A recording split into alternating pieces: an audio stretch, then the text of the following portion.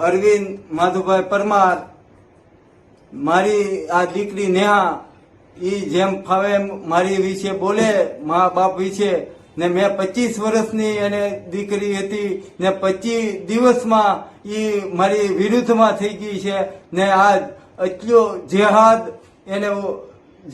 એને હિન્દુ હોય ને મુસલમાન લઈ જાય ઈ જેહાદ નહીં તે શું કહેવાય એને?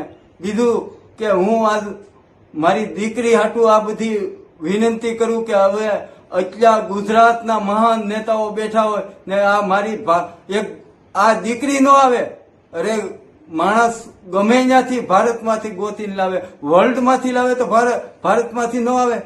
બીજું મારે કાંઈ નથી કેવું. અત્યારે કેરલા સ્ટોરી 1 ને 2, હવે મારે 3 નથી જોવું, મારે આ બધું આ નથી જોવું.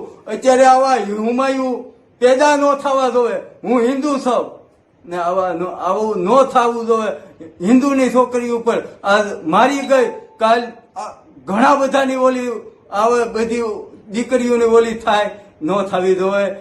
ભાઈઓ, હું આ તમને વિનંતી કરું, મારી દીકરીઓ લઈ આવજો. હું એક રાજુલાનો નાગરિક છું ને મને હિન્દુ છું, મને મારી દીકરીઓ પ્રેમથી હું આપી દઉં. હું એને યારે મારી ખુશીથી રહેતો હતો ને આ વિધર્મી લઈને વયો જો.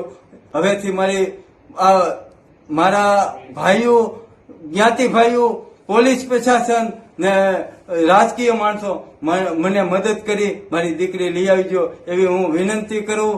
હવે જેમ બને એમ વહેલા લાવો એવી મારી અપેક્ષા. ને મારી દીકરી તો અણસમજુ કહેવાય, એને કઈ ખબર નથી, જેમ ફાવે એમ વિડીયો બનાવે. હવે એને કઈ આવડતું જ નહોતું, એને મેં સુરત મોકલી. મેં કીધું દીકરી તું જા, તું શીખીને આવી આય, જે કાંઈ તારે શીખવું પડે એની હાટું મેં એને ટિકિટ ભાડા, પૈસા બધું આપ્યું ને છતાં મને જ્યારે ખબર પડી તે હું સીધો મને એમ થયું કે આ નહીં કરતા મરી જાઉં સારું ને